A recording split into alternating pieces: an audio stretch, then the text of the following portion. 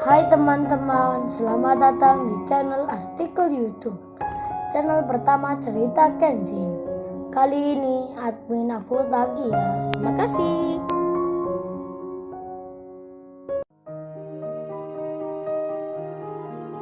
Kisah pemuda kaya, anak bos besar, pemilik 73 perusahaan, yang menjadi cleaning service. Episode 261. Pak Andi, yang diajak Kenshin masuk ke perusahaan besar. Awalnya Pak Andi itu merasa tak percaya diri, namun ketika ada di dalam, hal yang tak dipikirnya terjadi begitu saja. Pemuda yang bersamanya berseragam cleaning service tiba-tiba disapa, "Selamat datang Tuan Muda, selamat datang di perusahaan." Pak Andi pun terkejut mendengarnya. Melihatnya, beliau terkaget seketika, sampai-sampai wajahnya nampak tegang. Bahkan hal itu berlanjut dengan karyawan yang lain. Ketika bertemu Kenshin, mereka pun memanggil dengan sebutan yang sama. Lalu Pak Andi pun akhirnya jadi tahu. Saat Kenshin membuka pintu, yang ternyata Kenshin adalah anak dari pengusaha yang paling terkenal. Pak Andi pun terharu akan Kenshin yang sederhana, meskipun orang tuanya pemilik perusahaan besar. Kemudian Pak Andi ditanya oleh ayahnya Kenshin, "Oh ya, apa anak saya ini sudah mengajak Bapak berkeliling dan melihat-lihat perusahaan?" Pak Andi menjawabnya, "Oh sudah Pak, saya tadi melihat semuanya." Ayahnya Kenshin bertanya lagi, "Terus menurut Bapak gimana mendapat pertanyaan itu?" Pak Andi pun menjawabnya. Beliau bicara, "Oh itu Pak, saya senang melihatnya. Perusahaannya besar, berkemajuan pula." Ayahnya Kenshin lalu bicara, "Terus apa Pak Andi sudah diberitahu anak saya tentang tujuan mengajak Bapak tadi?" Pak Andi menjawab, "Saya belum diberitahu masalah itu Pak." Di waktu yang bersamaan, ada pegawai yang masuk dengan membawa dokumen tentang pekerjaan. Bos besar pun melihatnya, lalu beliau bicara, "Ken, kamu baca ini, sekalian tanda tangan di sini."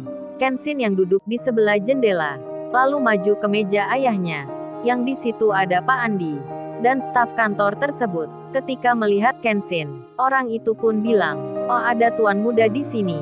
Kebetulan sekali, ternyata dokumen itu adalah proyek besar yang ada hubungannya dengan pekerjaan di luar negeri. Kenshin membacanya, kemudian ia pun bertanda tangan di situ. Bos besar lalu bilang, "Ini ayah sudah pakai nama kamu Ken.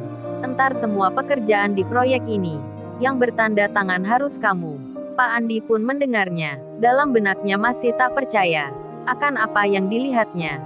Pemuda yang baru dikenalnya, dikiranya cleaning service. Ternyata, di luar perkiraannya, begitu mengagetkan.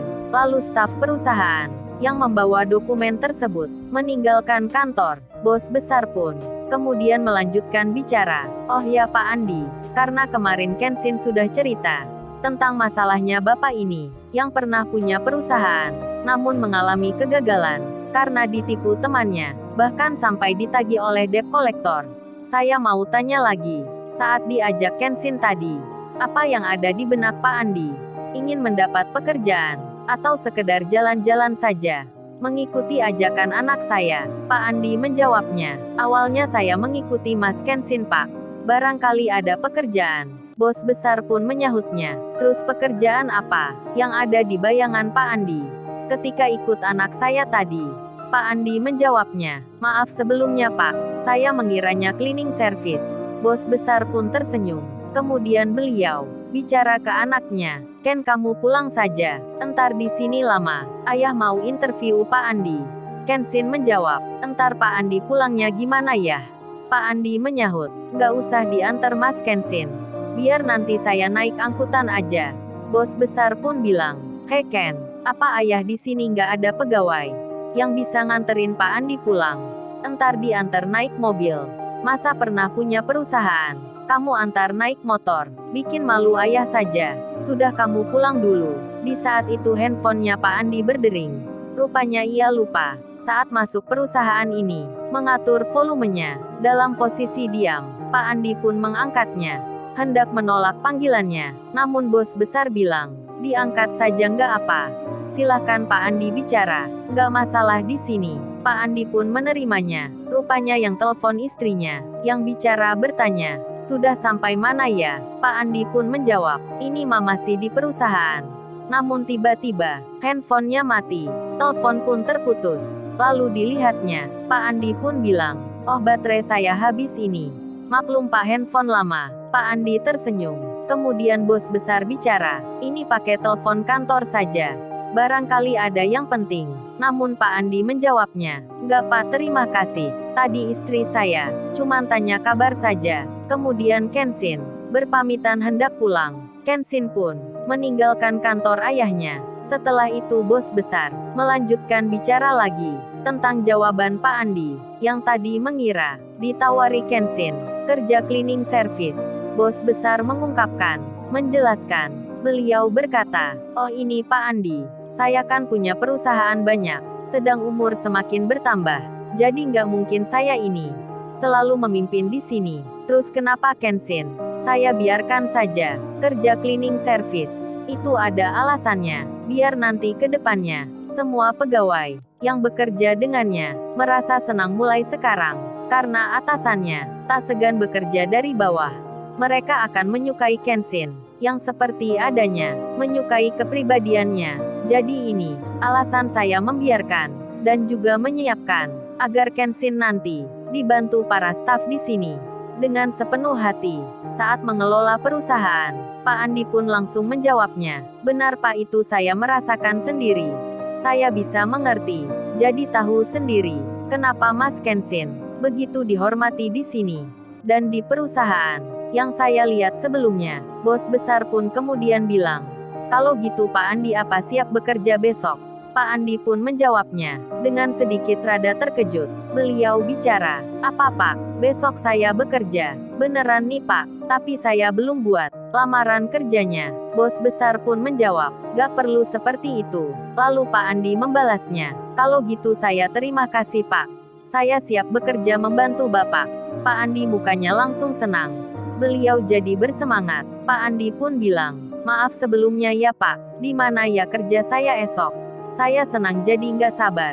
Bos besar lalu bertanya, "Saya mau tahu dulu, sekarang apa yang ada di pikirnya Pak Andi?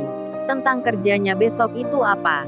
Pak Andi menjawabnya, "Saya ini jadi karyawan di perusahaan saja sudah merasa senang sekali Pak." Bos besar pun lalu bilang, "Apa Pak Andi belum diberitahu putra saya tadi mengenai hal ini?" Pak Andi sampai jadi lupa. Beliau pun berkata, "Sepertinya belum Pak." Bos besar kemudian bicara, "Oh gini kan Pak Andi tadi diajak Kenshin di kunjungan kedua perusahaan yang Pak Andi lihat." Pak Andi menjawabnya, "Iya Pak, saya masih ingat." Bos besar lalu bilang, "Oh itu Pak Andi, tempo hari perusahaan itu mengalami masalah dan kini di situ pimpinannya hanya sementara. Pegawai saya yang merangkap. Apa Pak Andi ini bersedia menjadi pemegang perusahaan yang bertanggung jawab di tempat itu?" Pak Andi pun langsung bertanya, "Maksudnya Pak apa ya?" Bos besar pun menjawabnya, "Ya Pak Andi jadi pimpinan perusahaan." Mendengar hal tersebut, Pak Andi pun terkejut. Serasa sok dibuatnya, tak percaya apa yang didengarnya.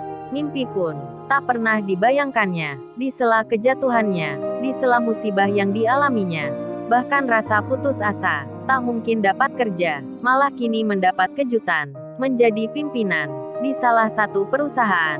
Pak Andi pun menangis karena terlalu senangnya. Kemudian bos besar pun bilang, "Kalau Pak Andi bersedia, berarti Pak Andi sudah menjadi bagian keluarga besar perusahaan kami. Nah untuk masalah debt collector dan tanggungan lainnya, besok akan ditangani oleh pengacara perusahaan." Dan tiba-tiba kebetulan saja, telepon di meja bos besar berdering. Rupanya itu dari asisten yang ada di luar, yang mengabarkan, Bang Hotman ingin bertemu. Bos besar langsung mengizinkan.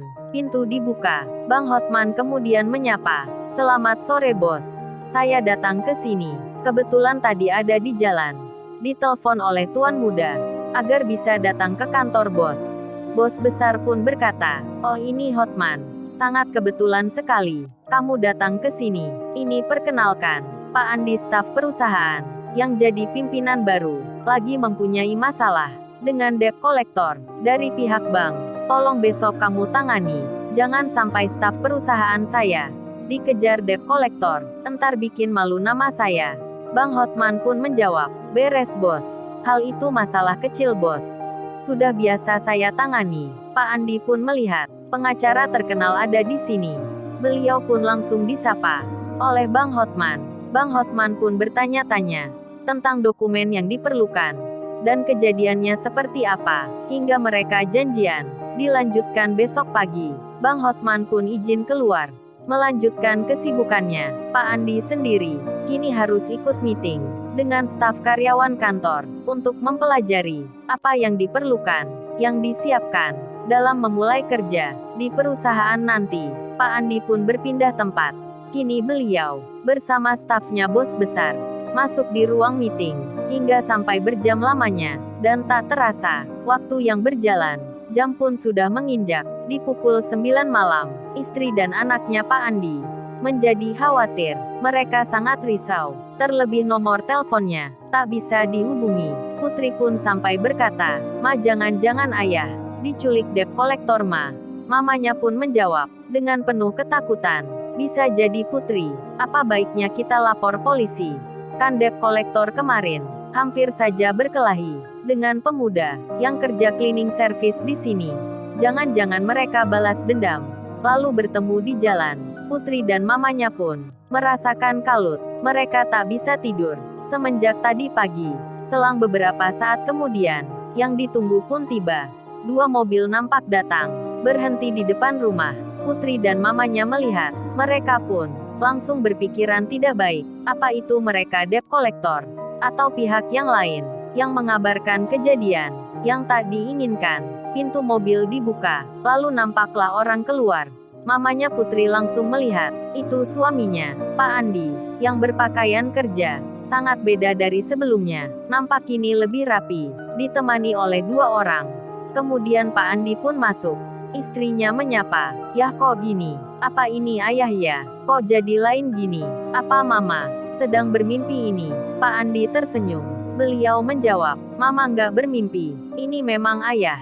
Ayah sudah dapat kerja, Ma." Lalu kemudian, orang yang mengantar Pak Andi itu bilang, "Permisi bos, apa mobil yang satunya dimasukkan ke dalam sini?" Pak Andi pun bicara ke istrinya, "Ma, ayah dapat mobil dinas. Ditaruh di sini, atau di perusahaan saja, Ma. Kan kalau di rumah ini." Entar tetangga jadi bertanya, mendengar dan melihat hal itu. Istrinya pun saking kagetnya, tak bisa berkata apa-apa. Melihat suaminya yang berubah seketika, begitu pula dengan anaknya yang bernama Putri. Dirinya terheran sekali. Lalu, bagaimana kisah selanjutnya? Subscribe channel ini untuk episode berikutnya. Terima kasih. Jangan lupa ya guys, untuk kelanjutan ceritanya ada di Artikel YouTube. Jangan lupa subscribe ya guys, dan tekan notifikasinya